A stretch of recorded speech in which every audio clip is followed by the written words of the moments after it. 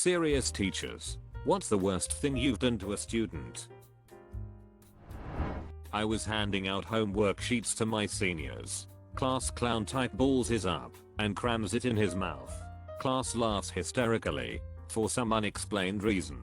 This makes me furious, and I really want to make him look like an idiot instead of looking cool. I calmly said, "Eat it." He said, "What?" And I said, "Chew it up and swallow it," thinking that I was calling his bluff and making him look dumb in front of everyone. But he really chewed it up and swallowed it, then said, "Can I have a new homework?" I seem to have misplaced mine. The other kids thought this was 1000x funnier than just putting the stupid paper in his mouth. So my plan was a total failure. I went to the principal after school and said, "I maybe told Kyle to eat his homework today. Are his parents going to sue or something?" And the principal thought for a moment and said, "Kyle's parents have met Kyle. I think they'll understand."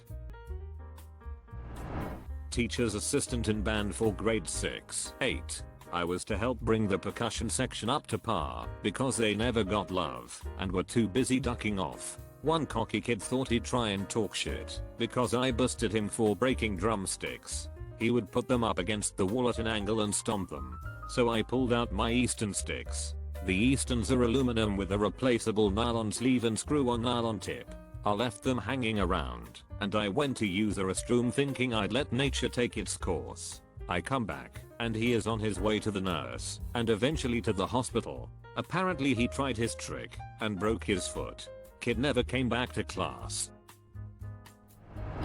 Tell them that dinosaurs aren't around anymore. I'm a preschool teacher and we did a unit on dinosaurs, where all week we learned about different types, hatched an egg, etc. And on the last day a student asked where we could go see them. I said we can only go see their bones, since they aren't around anymore. I'll never forget the look of absolute shock on their faces. I now make sure to mention it earlier in the unit. Knew that a mother was writing all of the essays her son was supposed to be doing. She has been doing it for years.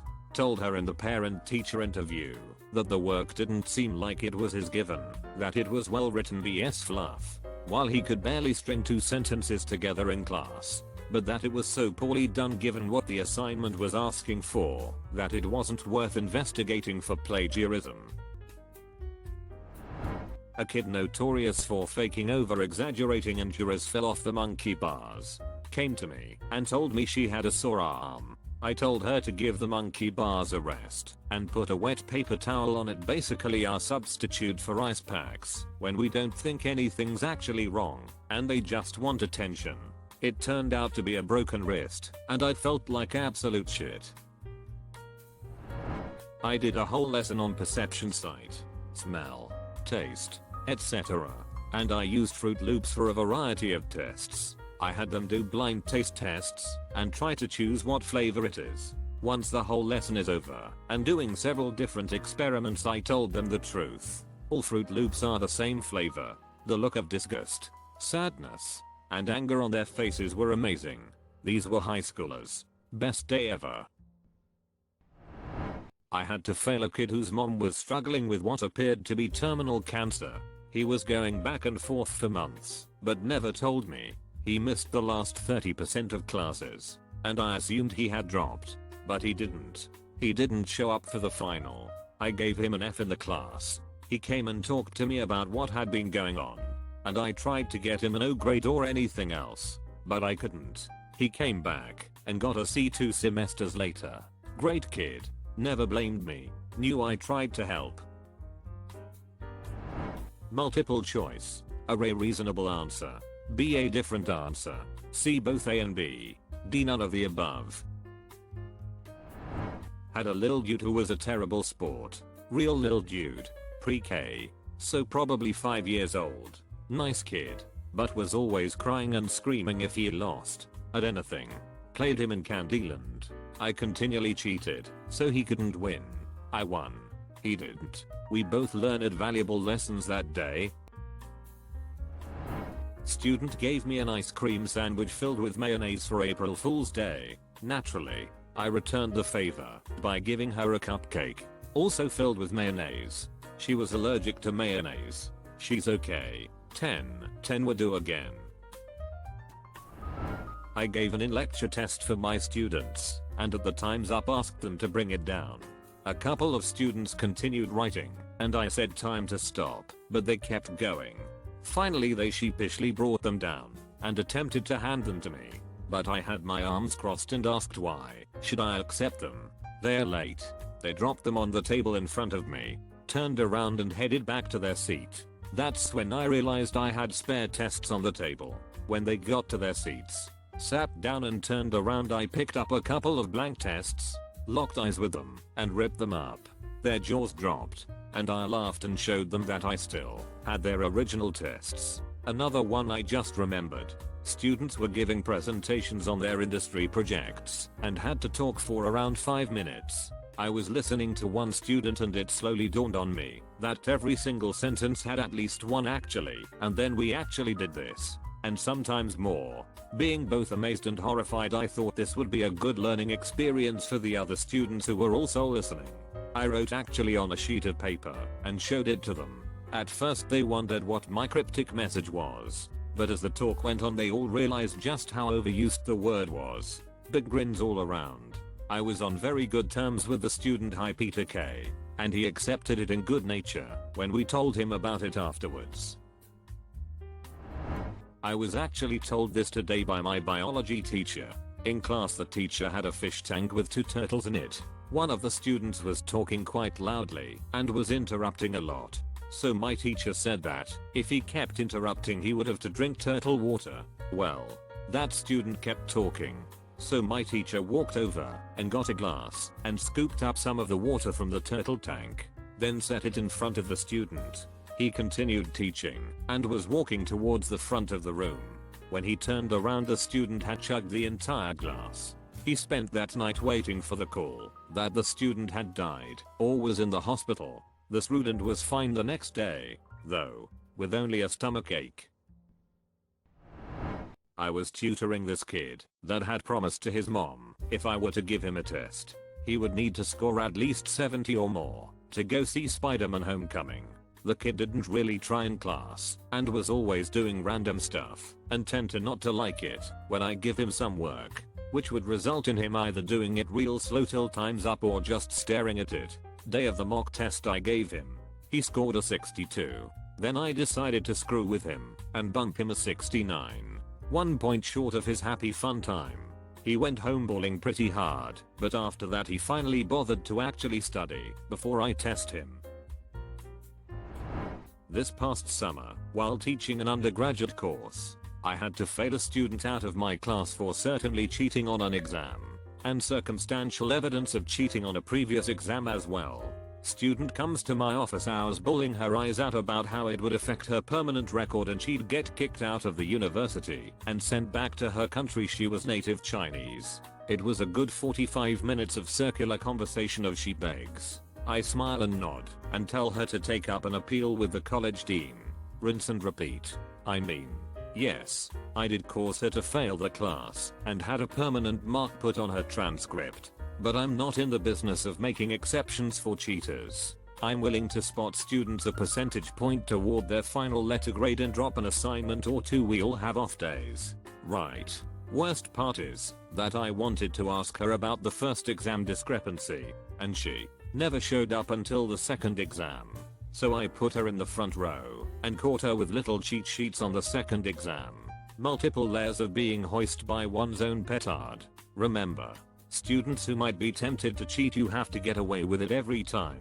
I have to catch you only once. In the long run, the odds are in my favor.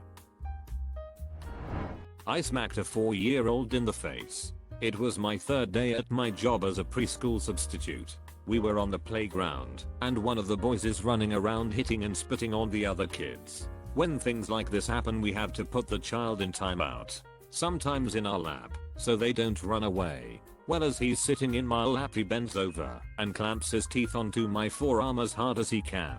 As hard as he can. I screamed and tried to get him off, but he was clamped on good. So my natural instinct kicked in, and I reared back and slapped him in the face as hard as I could. Of course he lets go and starts crying. I'm bleeding, and the other teacher doesn't know what to do. Luckily the huge red handprint on the little shit's face went away before pickup time, and I was offered a full position after a few weeks. We had him straightened out after the second year in my class. When I was in school, one of the female teachers hit a student with a coffee mug. She suspected that he was selling weed in school, so she wanted to see his bag. When he refused to give it to her, she tried to grab it, and he pulled it away, so she hit him with her coffee mug. Weird that she didn't lose her job after that. Happened to me the student. Class was all told to stand up after receiving our math tests back. Mine wasn't good. So what he did was start at 90%, and if you got that percentage or above you could sit down. So it went 90% or above sit down, then 80% or above sit down, etc. The thing is, he'd already told me before class I had the lowest mark in the class, so I sat down with the last person other than me so I wouldn't be the only one still standing. He asked me why I wasn't still standing and told me to get up, then proceeded to tell the class my mark. I was so humiliated I just burst out sobbing in front of the class, which made me feel even worse. Only then was I allowed to sit back down still crying. When April Fool's falls on a school day, I prank my kiddos into oblivion. I'm absolutely ruthless. Give them a word search that has no words in them, April Fools. Then act like I feel really bad about it and make it up to them with brownies. Brownies, April Fools. Briefly hide all of their lunch boxes. April Fools. And on and on. It usually takes them about a week to trust anything I say again. I'm really sad that both last year and this year, it falls on a weekend. Was wearing a wrap dress. Walked past a group of my freshmen on the front steps of the school when a gust of wind exposed my unders to the group. Absolutely humiliating for me, but I think I made their year. I wear pants now. I was a chaperone on a school trip. We took the kids to an amusement park. I had a great time riding with the kids. We were supposed to meet up at a certain time, but I wanted to ride just one more ride. The kids insisted that we get to the meeting spot, but I talked them out of it. I said, "You're with a chaperone. How can you get in trouble?" After the ride, we headed to the meeting spot where the other teachers congratulated me on finding the missing kids. The kids got chewed out for being late. I was the hero. Always felt terrible about that. Been too lenient where I should have been much stronger fisted. It is much easier to be the nice teacher than the strong teacher. Try to keep a fair, balanced, but strict classroom where possible. But sometimes there is a student who is normally great, and it is hard to be strict when needed. I was running a choir practice. As a student sub I was 17, with no information on any of the 50+ students, all of whom were forced to participate. I knew nothing about them, outside of what songs we were doing, and the dances I'd helped choreograph those. At the front there was a group of 12-13-year-old boys, and a few of them were deliberately ducking up the timing, and doing the wrong moves, not singing. I pulled them up on it, and all but one looked at me and apologized. I ripped him a new one for not looking at me and being silly, not even saying sorry, and sent him outside. Turned out he was a mostly non-verbal autistic kid, and didn't even ducking know what he'd done wrong. Half the room had known he was autistic, and I'd just chewed him out in front of everyone.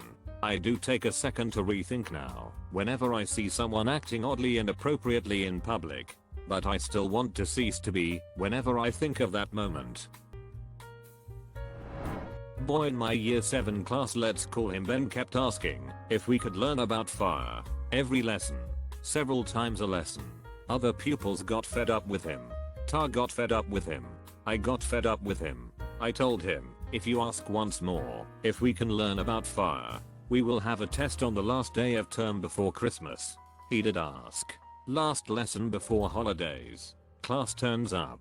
There are tests on every desk but one. I get the class in and pretend to then notice that I have too few tests. I send Ben to the science technicians to get another test and a short wait. While he is gone, I tell the rest of the class that we are not going to do the test, but they must pretend as we are playing a trick on Ben.